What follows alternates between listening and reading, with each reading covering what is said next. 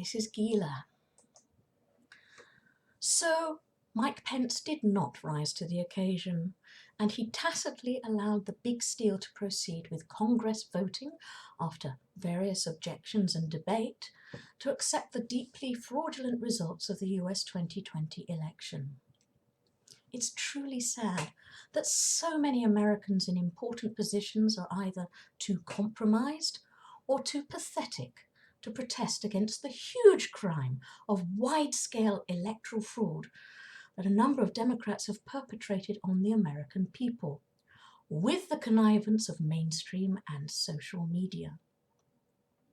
The huge voter fraud, which changed a Trump landslide into a supposed modest Biden win, has largely not been heard, certainly not before US courts of law.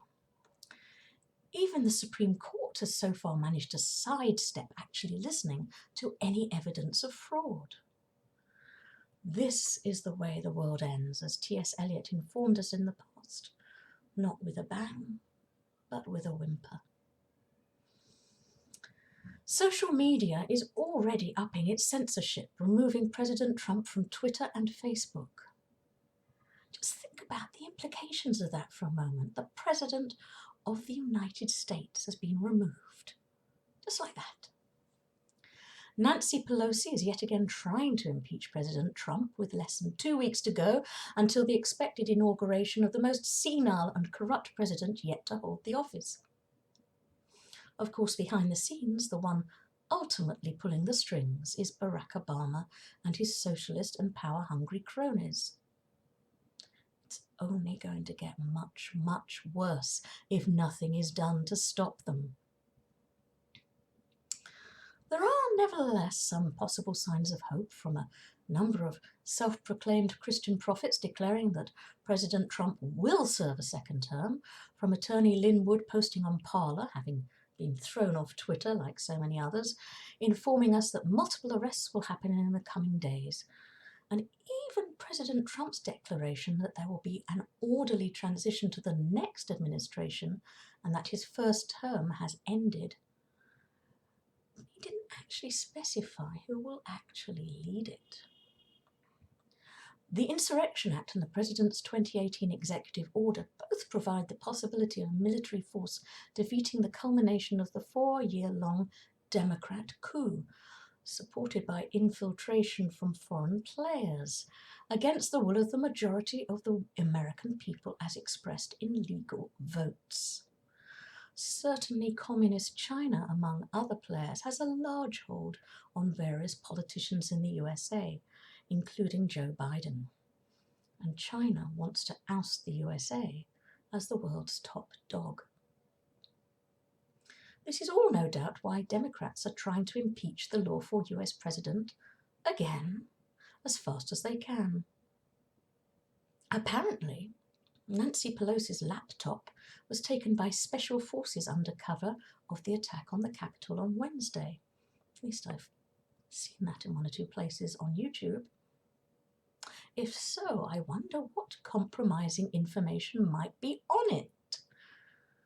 And anything about the mysterious raid in Frankfurt, removing Dominion servers back in November, has gone awfully quiet. What we do know is that President Trump is a fighter, and that most Americans do not wish to live in an unfree socialist nightmare where free speech and open debate are banned. It has been hard enough as a Brit to see my own once free country go down the tubes under the pressure of multiculturalism and pandering to Islamic suppression or valid criticism against its supremacist and hateful bigotry. To see the once mighty bastion of freedom and democracy of the USA now fall so easily and so quickly to treasonous theft, fraud, and mendacious propaganda is unbelievably saddening. Of course, I can't tell you what to do except to remind you that there are many more millions of Americans who want to live with real freedom and universal human rights than of those who seek to oppress you. And that any government can only ultimately govern with the consent of enough of the governed. is up to you as Americans to put your own house in order. That will take courage from enough American patriots and the willingness to lose everything, if necessary, in order to do so. But that's what it took in 1776, and the 8 long and difficult years which followed in fighting against tyranny. The strongest power in the world at the time, my own country of Britain, was forced to surrender in the end to people determined not to give in and to have the freedom to rule themselves, whatever it took. Anything is possible, and whether you believe in God or not, I would strongly urge everyone to pray hard as well.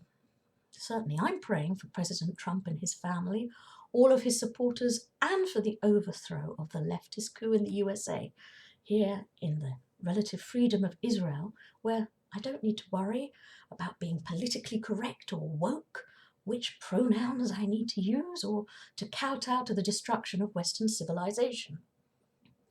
Based ultimately on the morality found in Judaism and Christianity, both of which originated in the tiny land where personally I'm privileged to live, it seems to me that we all need to appeal to the one loving Creator of us all to help now.